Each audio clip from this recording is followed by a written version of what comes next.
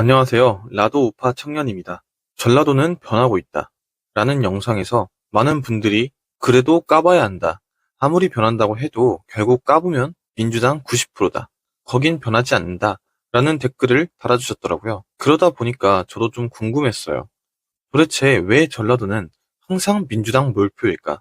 그래서 제 주변 친구들과 지인들을 통해 다양한 연령대의 의견을 물어보고 종합해봤습니다.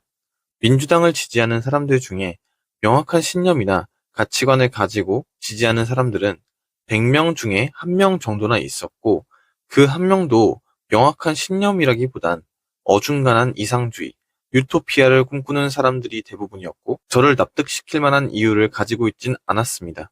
그렇다면 99명은 왜 민주당을 찍었느냐? 감정입니다. 지역 감정과 진영 논리에 휩싸인 감정이요.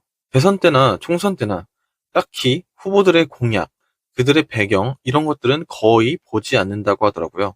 정치인들 어차피 공약 백날 첫날 내밀어 봐야 당선되고 나면 좌우를 막론하고 나몰라라는 놈들밖에 없는데, 어차피 둘 다 안 지킬 거면 기왕이면 우리 쪽 사람 뽑겠다.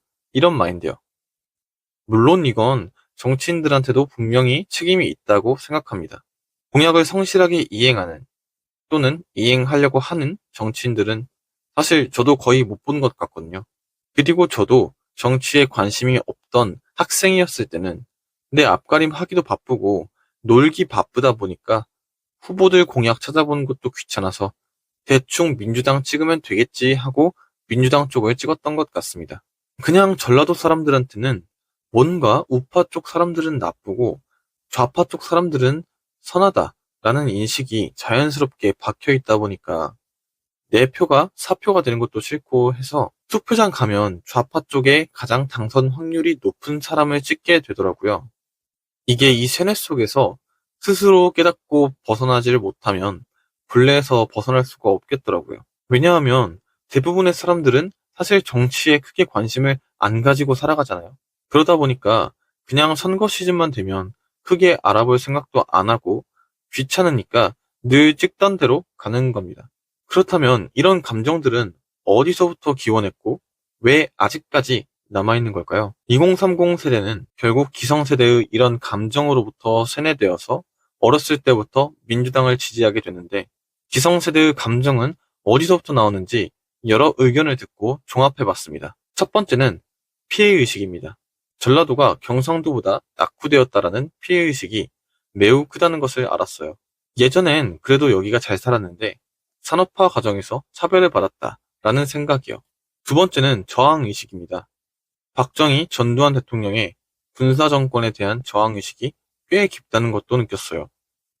특히 4050 세대가 이런 저항의식이 강한 것으로 조사됐는데, 아이러니한 건 이 세대는 그 시절을 겪어보지 못했거나 살았다 하더라도 어려서 분별력이 없었던 시절이었는데 왜? 라는 생각이 들긴 했어요. 세 번째는 프레임입니다. 민주당이 씌워놓은 서민 프레임 때문에 그래도 서민정당이니까 뭔가 해줄 거 아니야? 라는 기대감이 꽤 있는 것 같았어요. 지나고 나서는 속았다고 욕을 하면서도 막상 투표소에 가면 한 번만 더 믿어볼까? 라는 생각으로 다시 한번 표를 준다고 하네요. 그리고 일부이지만 문재인 정권 때 일자리를 늘리는 방식으로 나라 돈으로 운영되는 공직 자리를 엄청 늘려놓고, 그 수혜를 받은 층은 자신들이 그들로부터 이익을 얻었기 때문에 선택했다는 이유도 있었습니다. 전라도 사람들의 감정은 주로 위와 같은 이유에 기반하더라고요. 그리고 이렇게 좌파를 지지하는 전라도 사람들의 심리를 듣고 제 나름대로 분석해봤습니다. 제가 내린 전라도 사람들이 민주당을 지지하게 된 이유는 크게 세 가지가 있는 것 같습니다. 첫 번째로는 향수입니다. 전라도는 과거에는 발전의 중심이었지만 이후 산업화 과정에서 뒤처지게 된 지역으로서의 좌절감 같은 게 조금은 있는 것 같아요. 일제 때 통계를 보면 전북 김제군 동진농조의 법인세가 전국 제일이었고, 군산은 한때 조선의 3대 도시였다고 하니까요. 해방 직후만 해도 전주시는 전국의 6대 도시였고, 1970년대 초반까지는 대전시와 6대 도시 자리를 놓고 순위 싸움을 할 정도였다고 합니다. 하지만 현재 대전은 대전면에서 읍으로 승격하고 다음에 대전시를 거쳐 현재는 광역시까지 비약적인 발전을 하였죠. 경남의 창원시도 마산시 창원동에서 지금은 마진창의 중심이 되어 경남의 도청 소재지가 되었고요. 또한 충북의 청주시는 건국 초기에는 전주시의 반 정도의 규모였는데 현재는 오히려 인구 등 모든 면에서 전주를 추월하게 되었죠. 그나마 전남은 광주라는 거점 도시가 있기에 나름 독자적인 경제권을 유지할 수 있지만 전북은 고작 인구 170만 명, 전주시가 65만 명으로 전남, 강원과 더불어 낙후 3대 지역이란 오명을 얻게 되었습니다. 전북의 경우 전국 대비 면적은 8%, 인구는 3.5%, 경제 규모는 2%로서 계속 하향세를 보이고 있다고 해요. 이런 것들을 이 지역 정치권에서는 전라도가 낙후되고 소외된 것은 과거 박정희 때부터 차별받아서다 라고 프레임을 씌워왔고, 민주당을 뽑아주면 차별되어 도외시된 전라도를 다시 한번 예전의 번영을 누릴 수 있도록 해주겠다 라고 하면서 전라도 사람들의 표를 끌어낸 거죠. 전라도 사람들 다수가 점점 뒤처지는 게 지역 차별 내지 정부 정책 탓이라고 느끼고 있었어요. 하지만 정말 그럴까요? 저는 이런 결과를 초래한 건 결국 우리들의 무지성적인 정치적 편향성 때문이 아닐까라고 생각해요. 과거부터 현재까지 호남권에서의 정치 편향성을 보여주는 투표율이 있습니다. 1987년 대선 때 노태우 14%, 그 뒤로 2007년 대선 때는 이명박 10%, 2012년에는 박근혜 10%, 2022년 윤석열 후보도 12% 남짓이었습니다. 반면에 충북의 경우에는 노태우 후보 때부터 윤석열 후보까지 모두 당선자에게 다수표를 던져왔어요. 충북은 그때그때마다 캐스팅 보트 역할을 한 반면에 전라도는 비가 오나 눈이 오나 공약을 지키든 안 지키든 민주당 쪽에 몰표를 던졌던 것입니다. 이게 정말 멍청한 거죠. 잡힌 물고기한테 계속 떡밥을 주는 낚시꾼은 없습니다. 아무렇게나 취급해도 표를 주는 곳에 어떤 정치꾼이 신경을 쓸까요? 그 결과 충북은 발전했고 전라도는 뒤처졌죠. 이랬는데 남 탓을 어떻게 할까요? 결국은 전라도는 민주당의 어장 속에서 놀아나기만 했습니다. 선거철만 되면 잠깐의 관심과 먹이로 환심을 사고 끝나면 내팽개치고, 그렇게 해도 전라도는 다음 선거 때 또 표를 줬으니까요.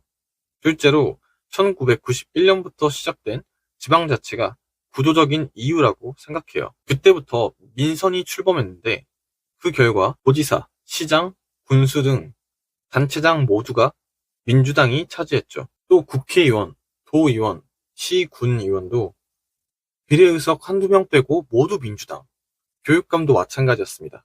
이런 민주당 일색의 환경에서 공무원의 정치적 중립과 주민들의 올바른 판단이 가능했을 거라고 보지 않아요. 세 번째로 현실적이고 실리적인 측면도 있습니다. 모든 사업을 하려면 민주당 의원들의 입김이 필요했을 거예요. 그러니 당연히 이익 카르텔이 형성되고 이권을 받으니 표를 주는 거죠. 그리고 지역 주민의 크고 작은 민원을 지역 의원과 단체장이 적극적으로 해결해주니 누이 좋고 매부 좋은 실리 카르텔이 자연스럽게 생긴 거였어요. 비단 이런 문제들은 전라도만의 문제는 아니라고 생각해요.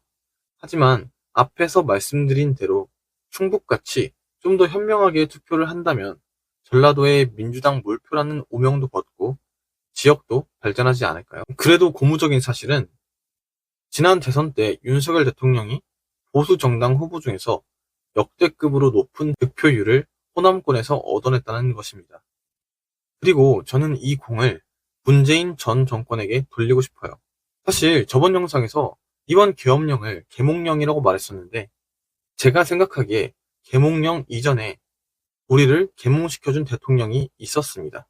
저는 모든 대통령이 비율이 다를 뿐 공과 과가 모두 있을 것이라고 생각하는 사람인데 문재인 전 대통령의 가장 큰 공은 바로 전 국민의, 그 중에서도 특히 2030 세대의 좌파식 세뇌를 깨워준 것이 아니었나 싶습니다. 저도 실제로 그때를 기점으로 돌아서기 시작했던 것 같아요. 워낙 특정 세대, 특정 성별만을 몰아주는 갈라치기 정책을 많이 펼쳤고 세금 퍼주기의 포퓰리즘적인 정책으로 사람들을 현혹시켰으며 명백히 우리와 전쟁 중인 국가를 주적이라고 말하지도 못하고 눈치만 살살 살폈으면서 우방국인 미국, 일본을 적대시하면서 보였던 행태들의 결과가 국가 채무를 역대 최대치로 찍게 만들었고, 성별, 세대별 갈등 또한 유례없이 깊어지게 만들었으며, 그 여파를 지금의 젊은 청년들이 고스란히 받고 있게 되다 보니까 깨어나지 않을 수가 없게 된 것 같아요. 그리고 이번 계엄령은 세뇌의 고리를 끊어버릴 마침표가 될 것 같다고 느낀 게, 사람들이 이제는 조금씩 귀를 열고 들으려고 하더라고요. 예전 같았으면 극우들이나 그렇게 말하는 거라고 듣지도 않으려고 했던 사람들이 계엄령이 선포되고 나서 나라가 시끌시끌해지니까 현재 시국에 관심을 가지게 되었고, 그러다 보니까 스스로 알아보게 됐고, 그 와중에 수많은 유튜버들이 목소리를 내면서 민주당의 악행을 말해주고 있고, 쟤네 극우 유튜버들 아니야 라고 넘기려고 해도 이제는 일타 강사인 전한길 선생님조차도 뭔가 이상하다고 계속해서 말하고 있고, 여론조사 해보니까 지지율도 역전되고, 뭔가 이상하네 하면서 의문을 가지기 시작한 거죠. 그리고 의문을 가지고 들으려고 하는 자세가 생기는 순간 절대로 우파가 질 수 없는 싸움입니다. 우리는 사실을 가지고 상식선에서 말하기 때문이죠.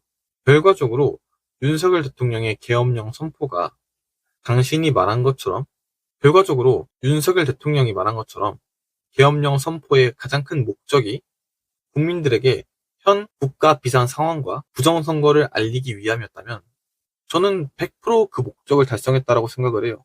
사람들이 이렇게까지나 정치에 관심을 가지게 했으니까 말이죠. 개인적으로 다음 선거 때가 굉장히 기대되네요.